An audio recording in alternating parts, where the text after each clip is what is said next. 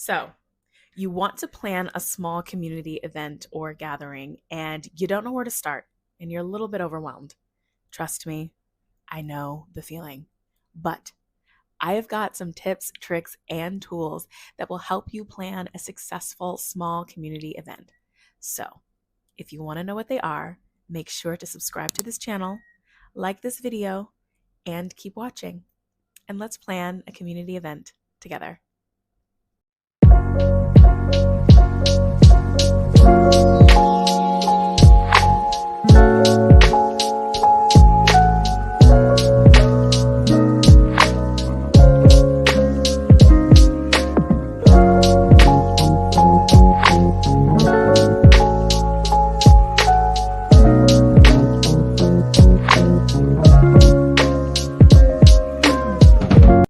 Hey guys, welcome back to my channel.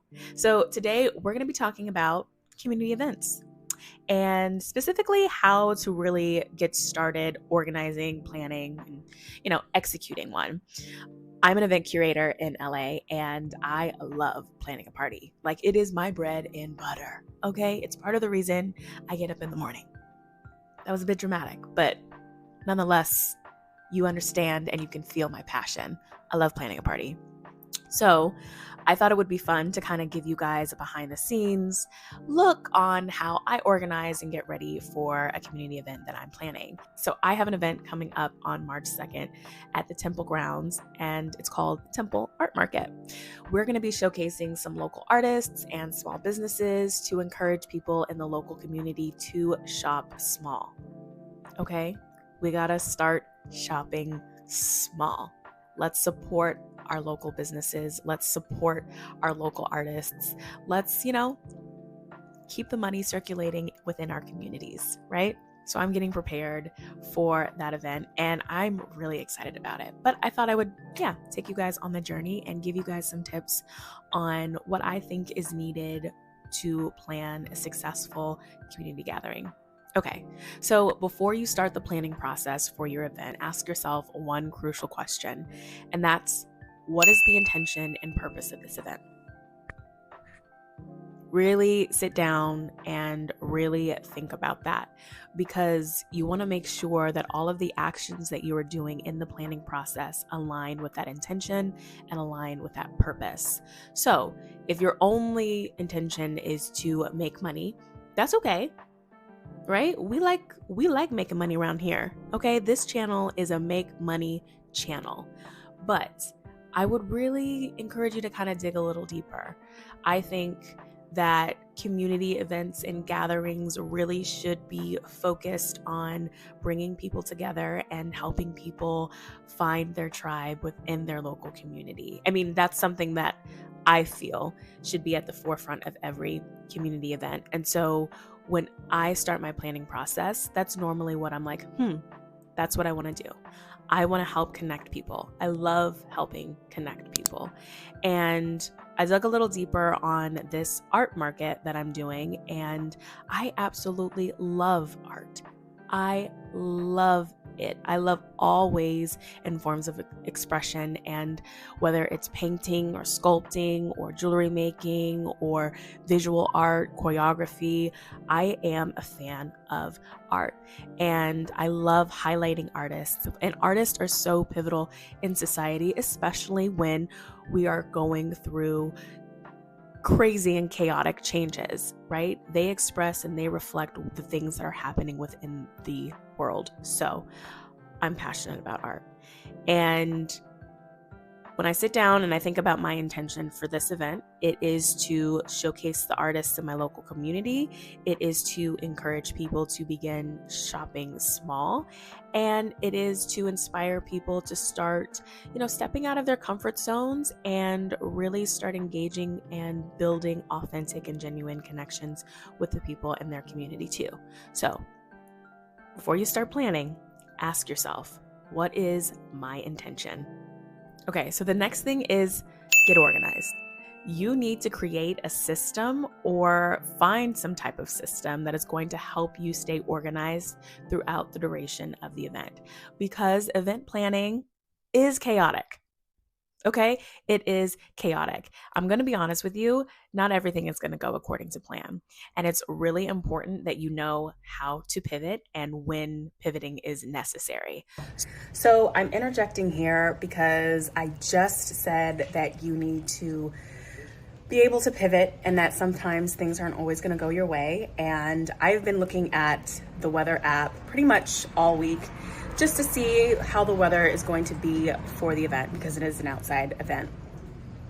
And y'all, I looked at it this morning and it said it was going to be sunny. And then I'm not even kidding you. Right now, as I looked at it, it said there was a 66% chance of rain.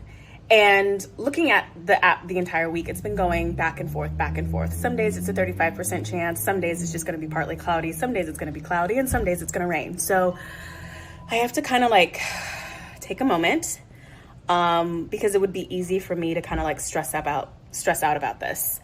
And the truth is the weather is something that I cannot control, and I don't want to fixate or worry about something that has been so inconsistent lately.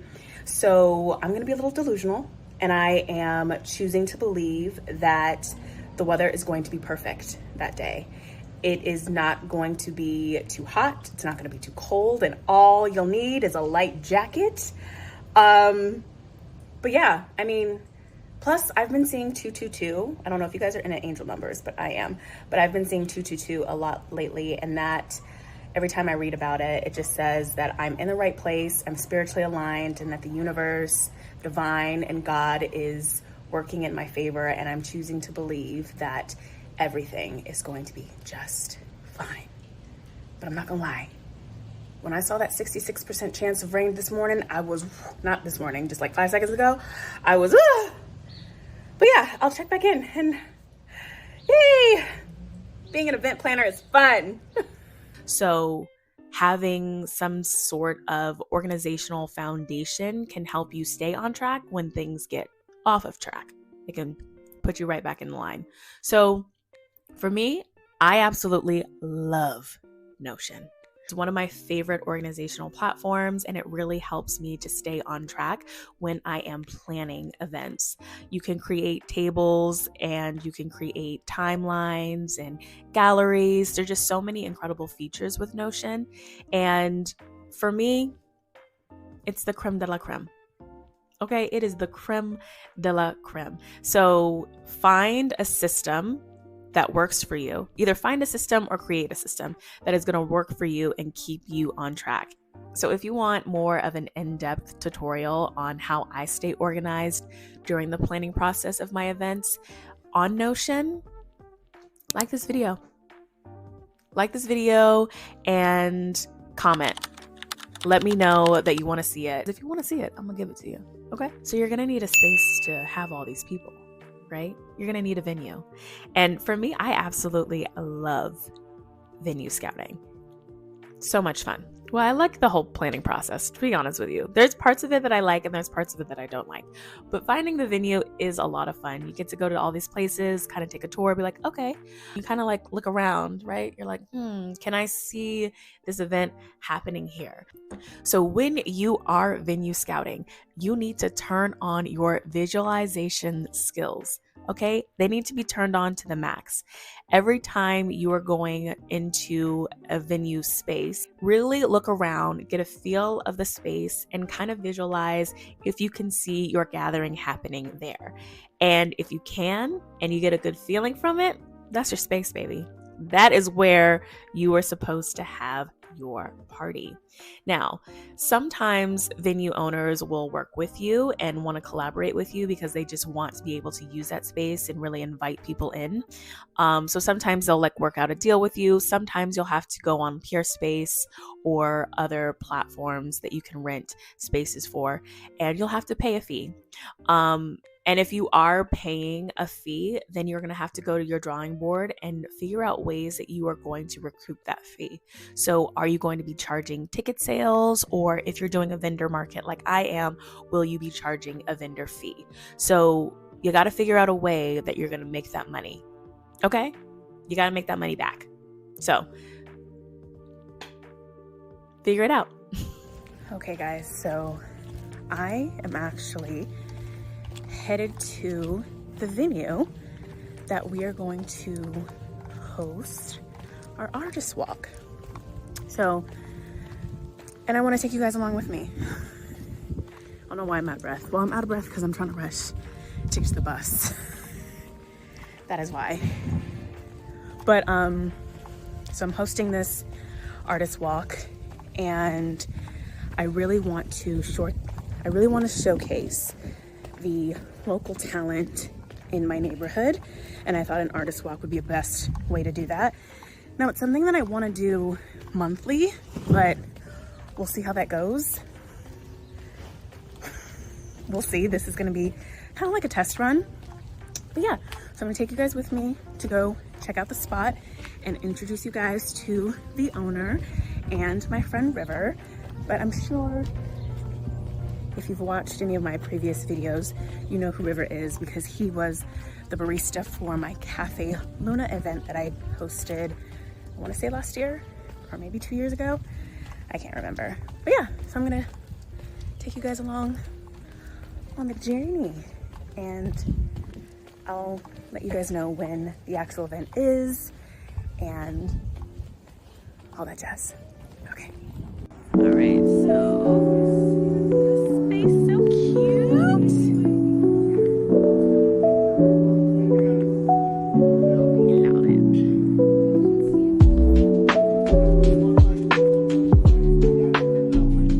All right, so you've got your attention, you've created a system to help you stay organized, and you found a venue.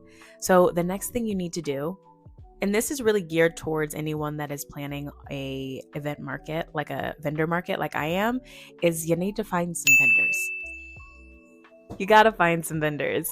So what I did, I reached out to the people in my network and asked them if they knew any cool, like small businesses and local artists. And hey, you know what? Asking for help, it works. It works. And they came through. So I got a couple of vendors from, word of mouth, and I think 3 or 4 of them will be at the market. But also I did some research. I kind of, scouted on Instagram. I looked at some other markets that, that I follow and kind of looked to see the vendors that normally go to those markets. And, I did that. I did my research, and then I submitted a pitch email with all of the details. I also created an event flyer on Canva that gave them more information about the event too. So I asked for help, I did my research, and I pitched. So you'll need to find vendors if you're going to do a vendor market. Okay, so once you have secured your vendors, it's important that you create like a vendor form or a liability form. And this just outlines the things that you are responsible for versus the things that your vendors are responsible for. And it's just extra communication too, to let them know when they're supposed to be setting up, when they're supposed to be taking down, and when they are expected to pay their vendor fee. So I would highly suggest that you create one, and typically your venue already has something kind of like this, and you can kind of revise it so the language fits your event. So make sure that you create some type of vendor form or some type of agreement with you and your vendors, letting them know that, hey, this event might be rain or shine, or it's non-refundable. Make sure that you put that language in there so everything is abundantly clear. And I want to say maybe like a couple of days before the event, I would suggest that you create a run of show that just outlines how the day is going to play out. So for my events, I'm detailed, and I want to make sure that everything stays as organized and streamlined as possible. So I assign my vendors vendor numbers, and I put the vendor numbers in the locations where I want them to set up. So then that way, on the day of the event, I don't just have a bunch of vendors scurrying around to find a location they can set up at. That idea gives me anxiety, and I'm pretty sure that your vendors will have anxiety as well. Make sure that you take pictures of the location and just like map out in your head where you want everyone to go. And if you want to be really intentional with it, I would suggest you put vendors next to each other that sell complementary products. So I had a flower vendor. I made sure that my ceramicist that was selling pots and vases, they were right next to each other. That way people could create and buy their own bouquets and then see my vendor right next to her and buy a vase. So yeah, the next thing I did was I needed to find a DJ. I asked my network, and my network came through. So I was able to solidify some vendors, and I was able to confirm a DJ, because no event is complete without a DJ. You need some tunes to move your body and, kind of keep you in a bubbly and fun, upbeat mood. So always get a DJ. Always get a DJ. Okay, so those are just some of the things that I do in order to prepare for an event. There are some things that I did leave out, like in case you are serving alcohol, that's a whole other ordeal. And sometimes some places require you to have COIs, which are certificates of insurance. But these are just some of the basic steps that will help your next event be successful. But if you guys want a more in-depth kind of video about what COIs are, how to secure them, how to serve alcohol at your event, because sometimes you have to get a caterer that already has that license, or you can go through a nonprofit. So if you guys want to see what that process is, let me know. But yeah, definitely, I would suggest that you guys use these tips for your next event. And if you use them, please tell me how your event goes. And if you have any more questions or any more ideas that you would like me to kind of talk about, definitely leave those questions in the comment section below. But yeah, thank you guys for listening to me ramble. I am going to show you guys some snippets from the event that I had just recently, and I'm definitely going to do this event more often. I've decided that it's going to be a monthly art market, and I'm going to showcase as many new artists as I possibly can and really help people build community, because it's so important to me. So yeah, if you made it through this whole video, I hope that you've already liked and subscribed to this channel. And thanks for watching. I really appreciate it. Until next time. Bye. Are you gonna ride with me? Hold me down with you. Listen, never lie to me. This is all the sign I need. So tell me, will you keep me safe when I'm in your arms? Enjoy this. Hi guys, welcome. Control me, 'cause it feels so good. I'm in your arms. I don't want you going nowhere, 'cause on the corners of your mind helps my body to unwind.